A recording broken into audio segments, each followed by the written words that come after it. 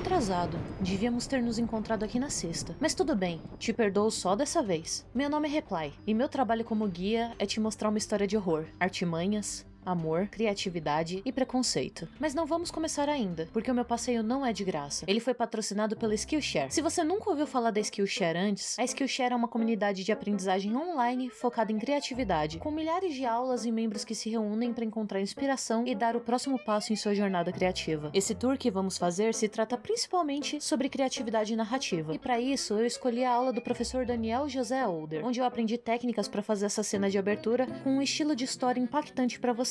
E eu nem tive que me preocupar com a língua. Todos os cursos de todas as áreas em que eu me interessei estavam completamente legendados. Outra vantagem é que a Skillshare é completamente livre de anúncios, e novas classes premium são lançadas toda semana, sempre tendo algo novo para explorar sem interrupções. E além de patrocinar esse tour, as primeiras 1000 pessoas que usarem esse link na descrição terão uma avaliação gratuita de 1 mês da Skillshare, para descobrir coisas novas e criativas, além de aprimorar suas habilidades. E cá entre nós, dá para aprender muita coisa num mês. E agora, com muito orgulho, eu lhe apresento a arte de Lovecraft.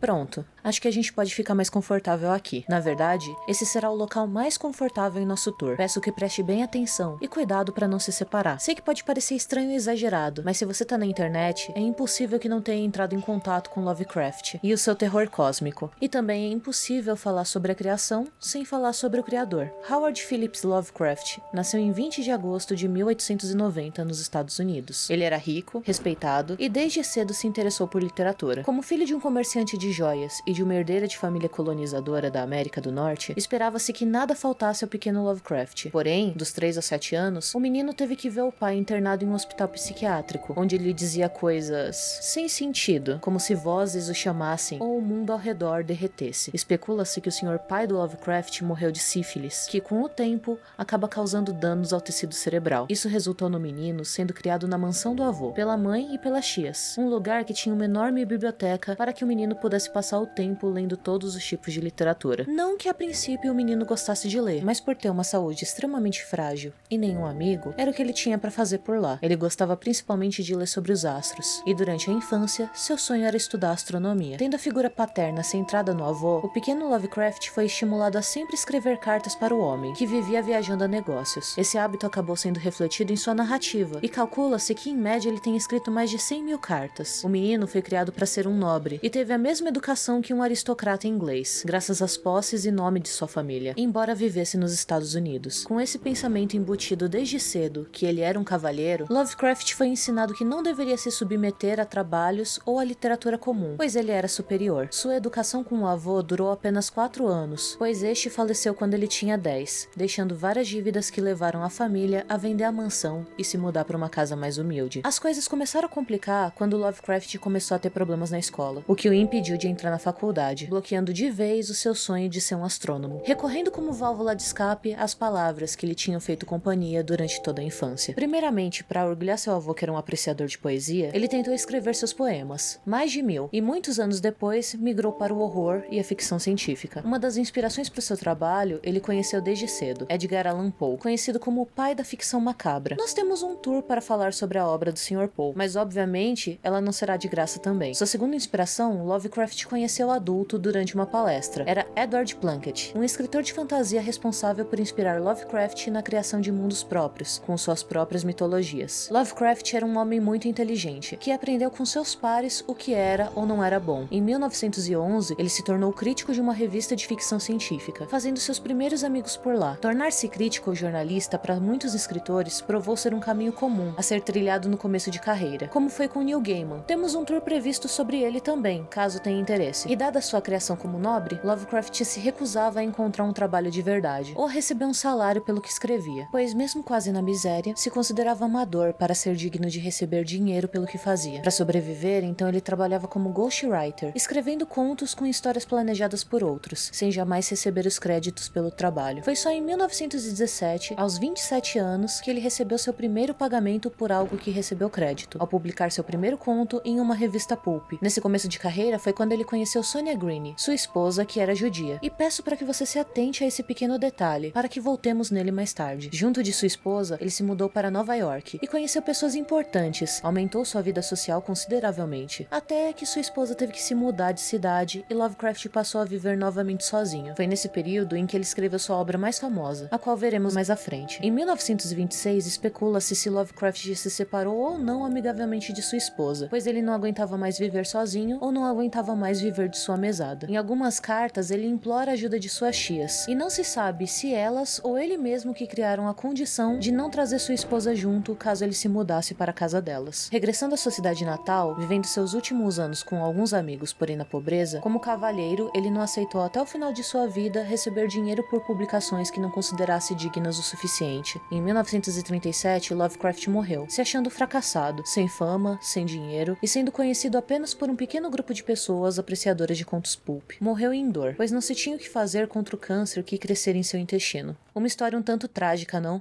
Melhor mudarmos de ambiente por enquanto. Por que não vamos à igreja?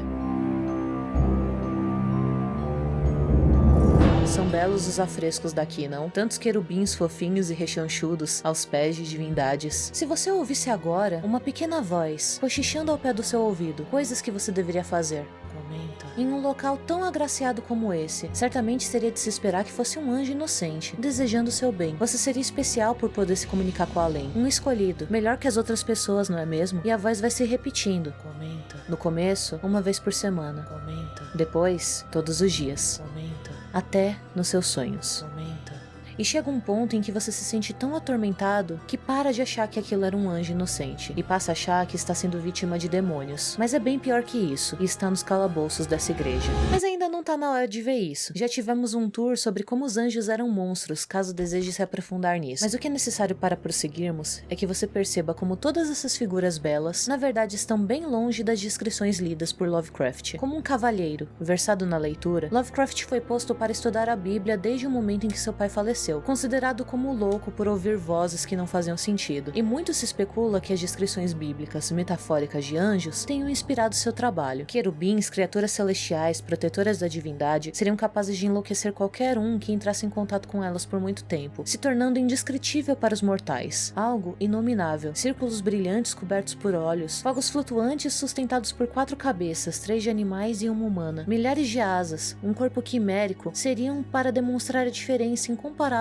de poder do humano perante o divino, a incapacidade de compreensão do homem perante algo tão poderoso que seria capaz de torná-lo insignificante. Lovecraft viveu em uma época onde várias inovações científicas e artísticas estavam sendo transformadas. Em nosso tour, que explica como os conceitos de quarta dimensão são usados pela arte, podemos ver como o compreensível e o visível se mescla com o incompreensível do ser humano, e acredita-se que o escritor se aproveitou desse conceito. A mistura de seu fascínio pela astrologia e a ciência, junto com sua criação justificando a moralidade e a compreensão do mundo pela fé. Caminhar entre o cubismo, o futurismo, a quarta dimensão e o pensamento místico e mágico proporcionou ao autor moldar o que conheceremos hoje como o horror cósmico e o sublime, ambos trabalhando com a pequenez humana, entre a beleza e o assombro, do medo primordial ao existencialismo. Não se trata de algo simples, como um sustinho em um tour, onde possivelmente o seu guia tão confiável teria feito algo suspeito. Para Lovecraft, a ciência e a religião seriam maneiras de descobrir o que não deveria ser descoberto, pois a mente humana não seria capaz de lidar com o conhecimento, este que você não deve desafiar, e sim temer. Mas chega desse clima tão celestial, vamos para as catacumbas.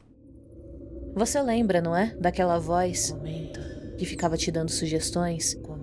Existe algo nessas catacumbas que tem falado com você desde o começo de nosso tour, mas na verdade não é só com você. Ela tem entrado na mente de todas as pessoas que compartilham essas memórias com você. Não intencionalmente. Na verdade, essa criatura nem sabe que você existe. Ela só está aqui embaixo, existindo, sem que possamos compreender seus propósitos, e aquilo que ecoa por sua mente são só reflexos que, caso você se aproxime demais, você enlouquece.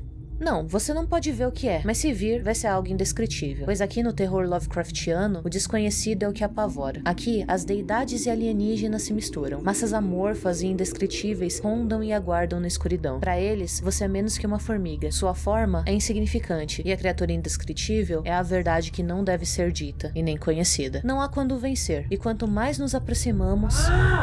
As forças, o mal, a criatura cósmica, a loucura antropomórfica nos corrompe. Os fracos por poder, os desesperados pelo desejo, os que só queriam um like, todos esses se tornam loucos, deformados, com traumas que nunca mais vão se recuperar. Os protagonistas aqui não são cativantes. Mal tem história. As revelações com reviravoltas chocam e brincam com os medos primordiais. A morte, a insanidade, o que torna você e não outra pessoa. Será que você não é apenas um NPC na vida de outro? Será que você realmente existe? Nada disso importa, porque a entidade não está fazendo nada contra você. Você que deu azar de ser uma pequena formiga prestes a ser esmagada num dia de sol, sem nunca ter paz, porque talvez por um capricho, sabendo que você é uma formiga, eles resolvam te perseguir com a luz de uma lupa. Os resultados para o terror cósmico na vida dos personagens insignificantes geralmente são 3. O custo inimaginável. Todos os ganhos têm uma consequência, pior do que o que se recebeu. Às vezes, a troca nem foi feita por vontade própria. O personagem se tornou refém da força e o seu final é miserável. A ilusão de vitória. O protagonista vence a própria batalha, mas o abominável, o terror cósmico, não é completamente destruído ou controlado, e esse pode se rebelar e destruí-lo a qualquer momento. Geralmente, esse final é acompanhado do último, que é a paranoia incurável. Depois de descobrir a verdade, o personagem nunca mais poderá ser o que era antes, e ter o que tinha antes. Os traumas sempre irão persegui-lo. Seus sonhos serão pesadelos eternos, e mesmo que ele aniquile a abominação, ele nunca mais se sentirá seguro novamente, pois sempre terá certeza que existem outros por aí. A vitória pode ocorrer, mas diante do terror cósmico ou Lovecraftiano, o final jamais será feliz. As vozes com a criatura existindo ou não sempre estarão em sua cabeça, como as memórias do pai de Lovecraft sofrendo continuaram com ele. Mas se você ainda quer chegar perto, se você não tem medo e continua desejando, tem mais um lugar que eu posso mostrar antes de chegarmos na parte mais sórdida. Por favor, ignore as vozes enquanto passa por essa porta.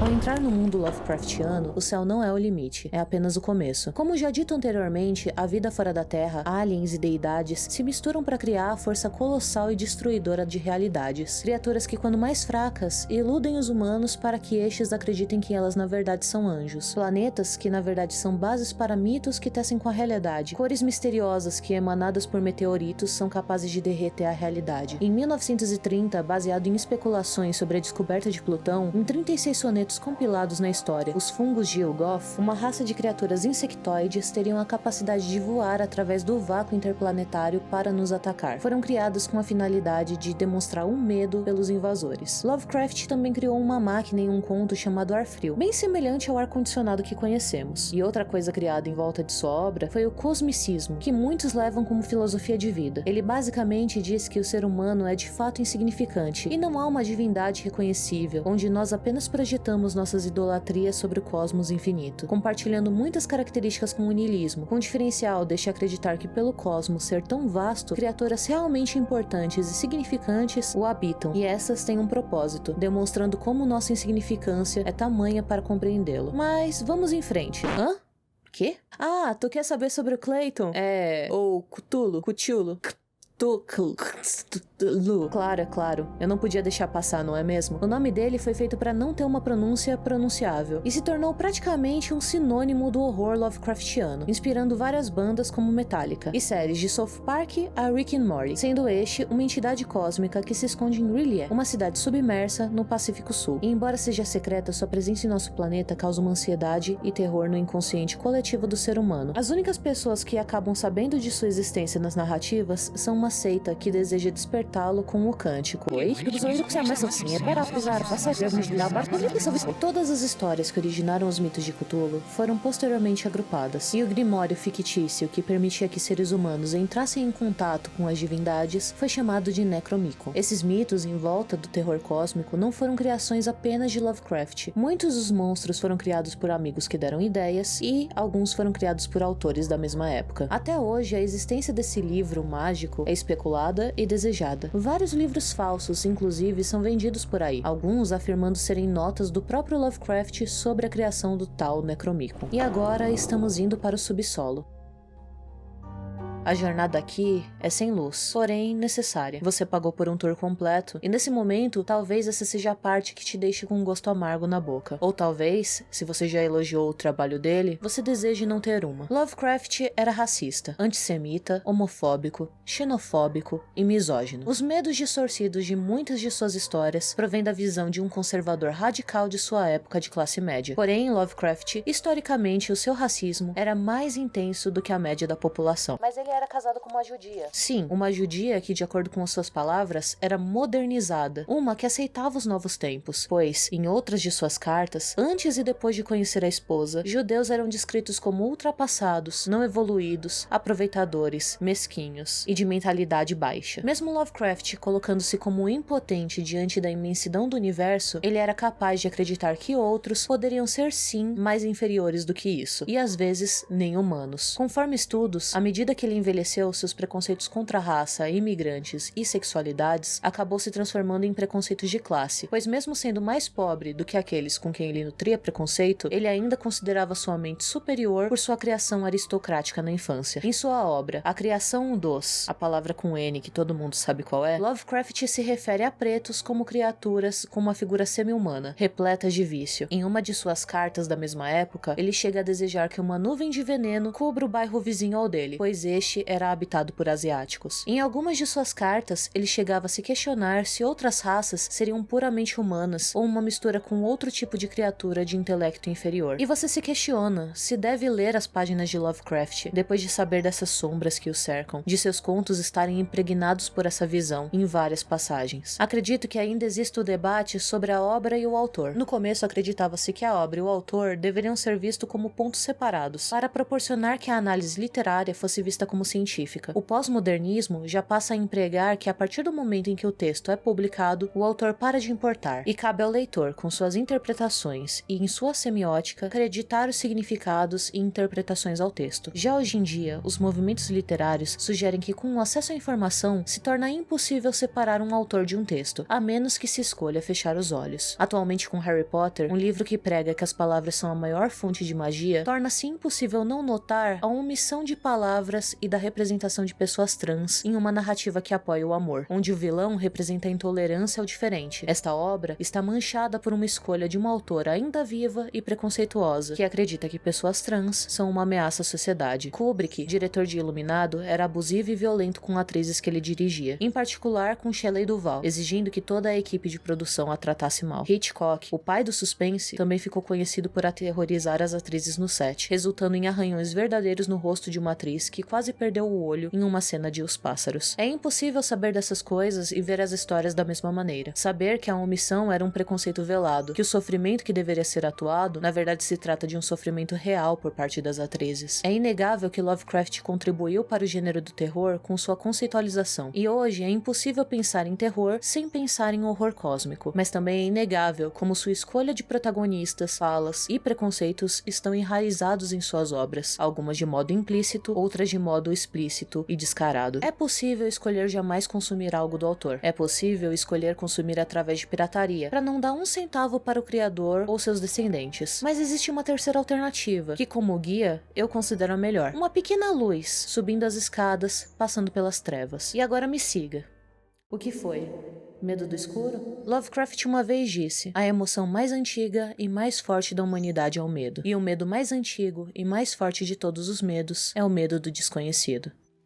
Então, não precisa ter medo dessas sombras agora que você já as conhece. Lovecraft foi sim um ser humano desprezível, com muito mais pontos negativos do que positivos, mas isso não nos impede de utilizar sua obra sobre novos olhares. Existem iniciativas que nos mostram isso, como a Balada do Black Tom, de Victor LaValle, autor negro e estadunidense, uma tentativa de ressignificar um dos contos mais racistas de Lovecraft. Mais recentemente também teve a série Lovecraft Country, que pega toda a criação de Lovecraft e coloca diante de protagonistas negros, vivendo as dificuldades de sua vida em uma trama com um horror cósmico. Eu particularmente acho que o meio dessa série fica meio ruim, mas os 3 episódios são primorosos. O Enigma de Outro Mundo é um dos filmes mais recomendados que se baseia no horror cósmico, sem adaptar diretamente a obra, funcionando principalmente pela aparência mutável do monstro, embora esse seja mostrado várias vezes durante o filme, dando um caráter imprevisível para a história e para a criatura. E Stephen King utiliza os conceitos do terror cósmico em It a Coisa, e subverte as expectativas do gênero. O autor diz que Lovecraft foi o melhor autor de contos de terror do século XX, mas que é necessário subverter o que ele criou. Alan Moore, Guilherme Del Toro e Neil Gaiman também bebem da fonte de Lovecraft, e aproveitam-se do conceito que ele formulou para os próprios formatos de história. Junji Ito, ao qual já temos um tour disponível, também não escapa disso. Filmes como O Farol, A Beira da Loucura, Aniquilação, O Nevoeiro, jogos como Amnésia, Soma, Call of the Sea e principalmente Bloodborne sabem utilizar muito bem os links e fundações do terror cósmico de um novo modo, utilizando representações de monstros para contar a história, te colocando no papel do estrangeiro, da pessoa que se questiona e das problemáticas do desconhecido e da força do cosmos. RPGs de mesa têm feito isso há algum tempo também, sendo os mais famosos o do Jovem Nerd, Call of Cthulhu, e a temporada do Segredo na Floresta do RPG do Selbit. E você pode fazer isso também, ler as histórias tendo as sombras em mente e absorver o que é útil, bem num estilo antropofágico, comendo o que te fortalece, pegar algo incrível e trazer sobre uma luz nova. Um olhar sem preconceito ou medos talvez seja a melhor forma de lidar com uma história fantástica e tenebrosa, porém manchada pela falta de amor ao próximo.